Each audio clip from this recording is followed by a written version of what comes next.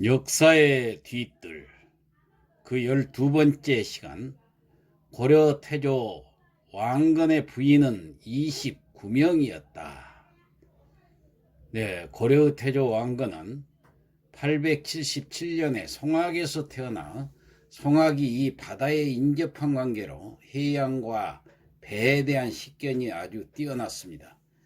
나중에 궁예에게 송악의 호족인 왕건 아버지가 항복을 하게 되자 궁예에게 복속이 되었는데 913년에는 가장 높은 벼슬인 시중이 되었던 것입니다. 문제는 궁예의 실정이었습니다. 그는 점점 폭군으로 돌변해서 기행을 일삼기 시작했고 민심을 잃어갔습니다. 결국 918년 신순겸 등이 궁예를 내쫓고 왕건을 추대해서 새 왕이 되면서 고구려를 계승하는 나라라는 뜻으로 고려라는 국호로 나라를 세우게 됩니다. 그리고 후백제의 견훤과 수많은 접전을 벌여서 결국 후백제를 멸망시키게 되고 나중에 신라가 항복해옴으로써 후삼국을 통일하게 됩니다. 이 왕건의 인물에 대해서는 용모는 용안과 일각이며 턱이 풍만하고 이마가 넓었다. 기우와 도량이 크고 깊었으며 목소리가 우렁차고 컸으며 너그럽고 후하여 세상을 구제할 도량이 있었다고 고려사 저료에 기록이 되어 있습니다.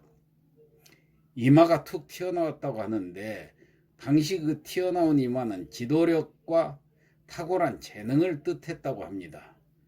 머리에는 통청관을 썼는데 이는 황제를 뜻합니다. 고려가 중국에 예속되지 않고 독자적인 나라임을 표방한 것입니다. 그리고 국내적으로는 융하 정책으로 호족들을 포용하고 북진 정책으로 북으로 영토를 넓히고자 하고 숭불 정책으로 불교를 호국신앙으로 만들어서 나라의 안정을 깨했던 그는 후뇨 10조를 유훈으로 남기고 67세에 세상을 떠나게 됩니다. 왕건의 중요 정책 중에서 특별한 건 몇 가지가 있는데 첫째로 성씨를 쓰기 시작했다는 점입니다. 먼저 왕건의 성은 무엇이었을까요? 처음부터 성이 왕씨가 아니었습니다. 옛날 우리 조상들은 성이 없이 살았어요. 그냥 개똥이, 순둥이, 꼴뚜기 이렇게 이름만 부르고 살았는데 삼국시대에는 당나라의 영향을 받아서 왕만 성을 쓰기 시작했습니다. 그러다가 왕건이 자신의 성을 왕으로 삼고 왕씨 일가를 만들었던 것입니다. 그리고 나서 힘이 있는 호족이나 자신을 도와준 관리에게 성을 만들어 주었던 것입니다. 예를 들어서 강원도 호족 순식에게는 왕이라는 성을 주었고 능산이라는 신하에게는 신순겸이라는 성과 이름을 주는 식으로 성을 부여했었죠. 이때부터 귀족 사이에서 성을 쓰는 풍습이 널리 퍼지게 되었고 점점 일반 백성들도 성을 쓰는 풍습이 생겼던 것입니다. 자, 둘째로 정략결혼 제도입니다. 결혼은 두 사람이 사랑해서 한 몸을 이루는 것인데 결혼 앞에 정략이 붙은 이유는 결혼의 목적이 다른 것에 있었기 때문입니다. 왕건은 이 부인이 29명에다가 자녀가 무려 34명이나 됐습니다. 이 엄청난 바람둥이여서가 아닙니다. 사실 지방 호족들을 한 대로 묶기 위해서였답니다. 왕건이 고려를 세울 당시에 왕의 힘은 약했고 지방 호족의 힘이 강했거든요. 후삼국을 통일한 왕건은 한 가지 고민이 있는데 그게 전국에 흩어져 있는 호족 세력을 어떻게 할까 고민했던 것입니다. 후삼국을 통일할 수 있는 것이 호족들의 도움이 컸기 때문이죠.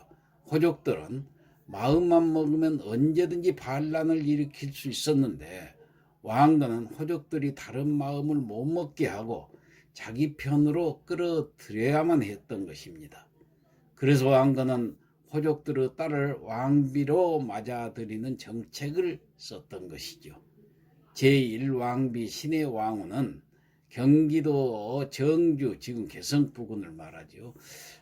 또 제2왕후 정화왕후는 전라도 나주, 또 제3왕비인 신면 순성왕후는 충청도 충주 등 왕건의 부인들은 전국 방방곡곡에서 취택했던 것입니다. 이 첫째 부인인 정주 유씨는 왕건이 궁예의 부하였을 때 만났습니다.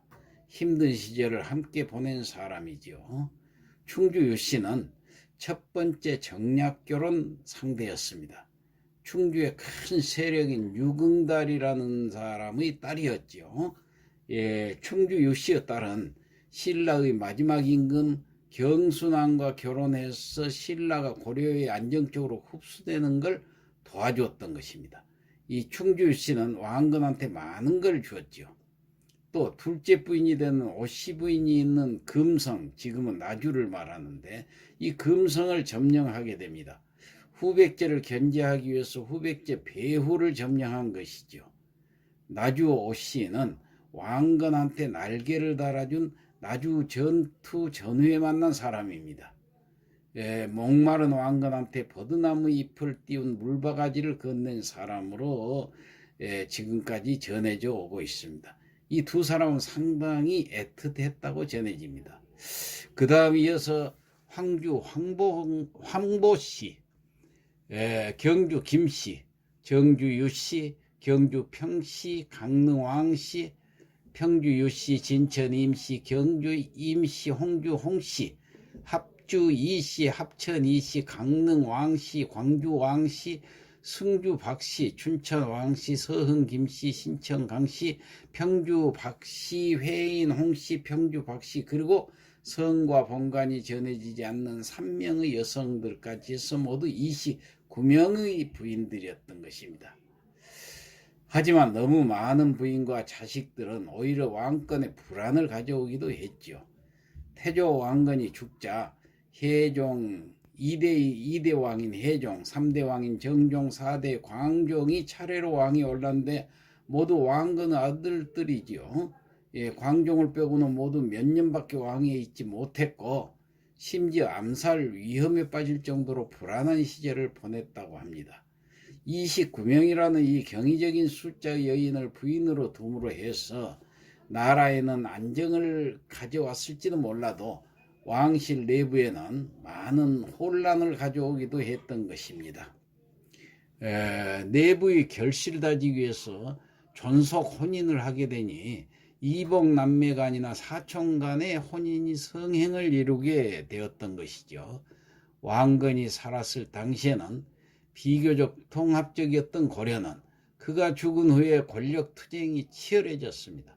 이 과정에서 여러 사람들이 귀양가고 죽임을 당했지요.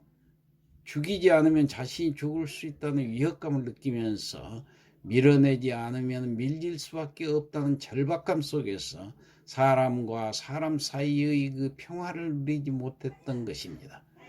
왕건의 첫째 아들인 무는 10살 때에 태자가 되었지만은 정작 왕으로서는 2년밖에 살지 못했습니다. 건강이 좋지 않았다고 하지만은 정확한 진실은 알려지지 않습니다. 그 다음 왕인 혜종 또한 어떻게 죽었는지 의문시되는 죽음을 일찍 당했던 것입니다. 또 혜종의 배다른 동생 정종은 왕으로서 4년을 살다가 죽었습니다. 건강이 좋지 않았다고 합니다. 29명의 부인을 둔 왕건의 정략 결혼 때문에 사후에 그 후유증과 진통을 상당 기간 겪게 된 것입니다. 자, 이상 역사의 뒷뜰을 마치겠습니다.